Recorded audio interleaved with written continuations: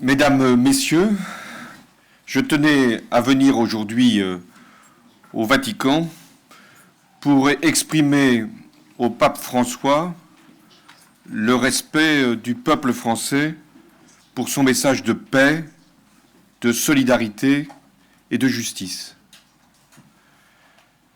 Je voulais aussi saluer la simplicité rayonnante qui marque les premiers mois de son pontificat et qui a impressionné tous nos compatriotes, au-delà même de leurs convictions.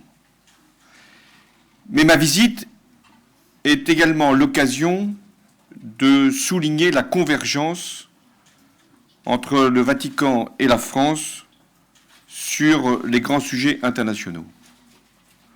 Le premier, celui que nous avons abordé ce matin avec le pape François, c'est l'Afrique, et notamment la situation en Centrafrique, où les risques d'un conflit interreligieux sont réunis, et où nous devons tout faire, chacun à notre place, pour appeler au dialogue et à la réconciliation.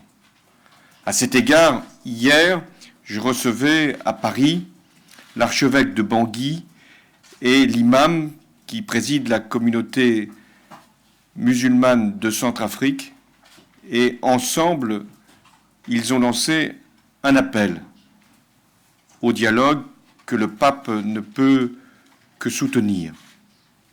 Et il me l'a confirmé.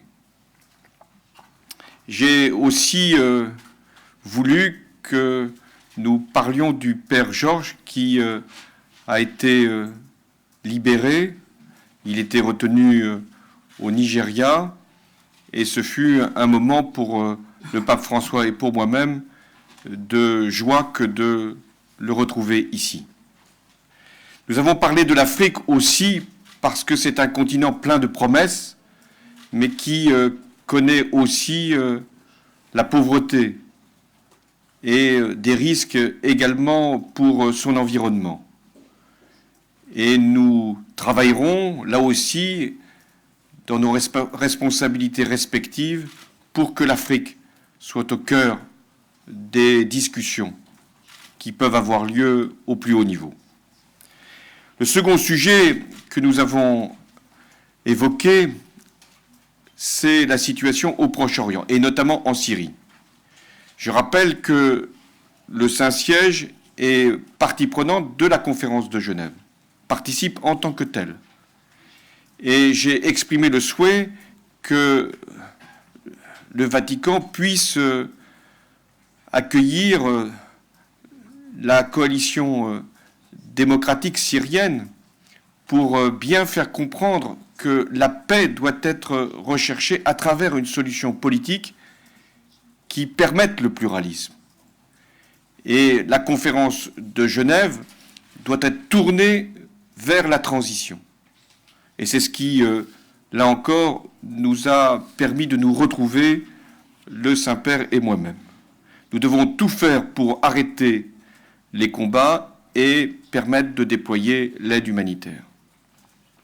Nous avons toujours au Proche-Orient rappelé notre attachement à une solution négociée entre Israël et les Palestiniens, et le pape aura l'occasion d'exprimer sa position et son message de paix lors d'une visite qu'il fera dans quelques semaines sur place. Pour ma part, j'ai rappelé l'attachement de la France pour la protection des lieux saints, et je l'avais fait moi-même lors de ma visite à Jérusalem devant les autorités religieuses. Le libre accès aux lieux saints doit être garanti dans le cadre de la négociation qui est en cours. Avec le pape François, nous avons aussi voulu marquer notre inquiétude par rapport à la situation des chrétiens d'Orient. J'ai rappelé que la France était là encore mobilisée pour que les chrétiens restent là où ils ont toujours vécu, depuis des siècles, et ne prennent pas le chemin de l'exil à cause des conflits qui sont en cours. Je pense notamment en Syrie, mais ça a été vrai en Irak, et ça peut l'être au Liban. Les chrétiens d'Orient, et j'aurai aussi l'occasion de le dire lors de mon prochain déplacement en Turquie, doivent être partout soutenus et protégés. Nous avons ensuite abordé une grande question, qui est celle de la conférence sur le climat, ou plus exactement, la question du réchauffement climatique. La France tiendra donc à ce que la conférence sur le climat puisse être un succès. Il ne s'agit pas simplement de l'accueillir, il faut qu'à son issue puisse être porté un accord global, universel, permettant d'atteindre les objectifs. Ce n'est pas une simple affaire entre États.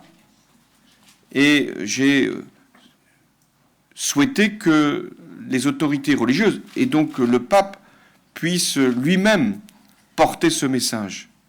Je n'ai pas eu besoin d'insister, car le pape François est en train d'écrire un texte et de faire en sorte que la nature puisse être considérée comme le bien de toute l'humanité et avec toutes les précautions qui doivent donc entourer le comportement humain.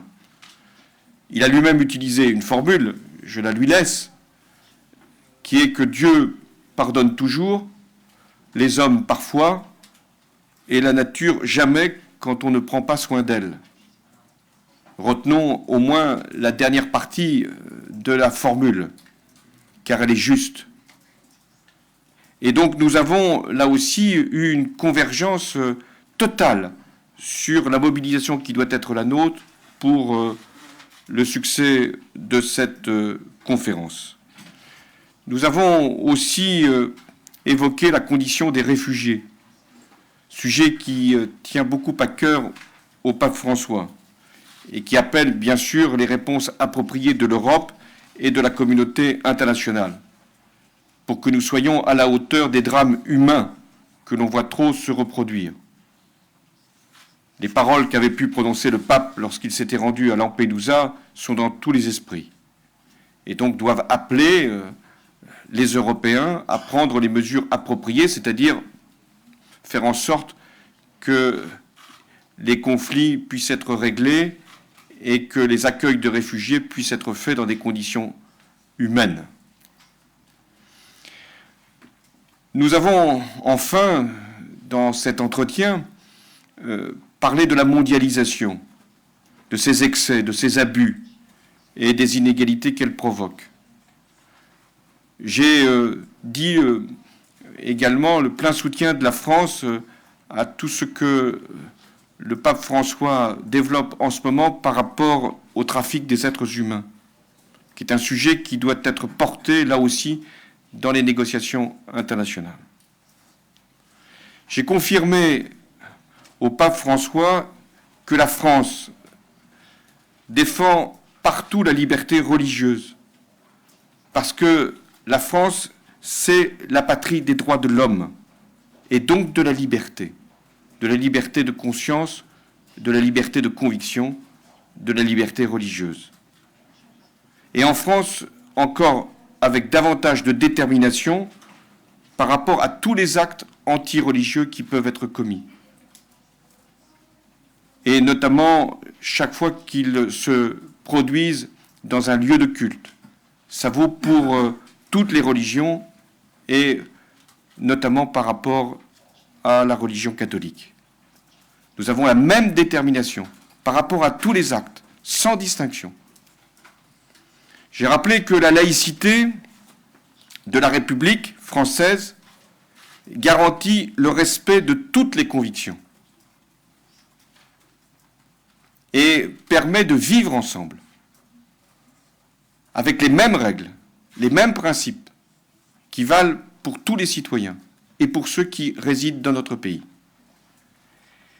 Et que la laïcité permet le débat avec tous les cultes et avec l'Église catholique, en particulier dans le cadre d'une instance de dialogue qui se réunit annuellement, bientôt au printemps, qui est présidée par le Premier ministre et qui aborde tous les sujets, y compris les plus graves, les plus lourds, qui intéressent toute notre société. Et ce débat avec l'Église catholique est possible dans le plein respect de nos principes laïques. S'il y a un mot, une valeur qui nous a rassemblés au cours de cet entretien, le pape François et moi-même, c'est le mot de dignité, la défense de la dignité humaine. Et c'est ce qui doit nous mobiliser, en tout cas c'est la volonté de la France partout où elle a une responsabilité. Enfin, j'ai dit au pape François qu'il était le bienvenu dans notre pays quand il le voudrait et lorsqu'il pensera que venir en France peut être un moment important de son pontificat. Je vous remercie pour votre attention.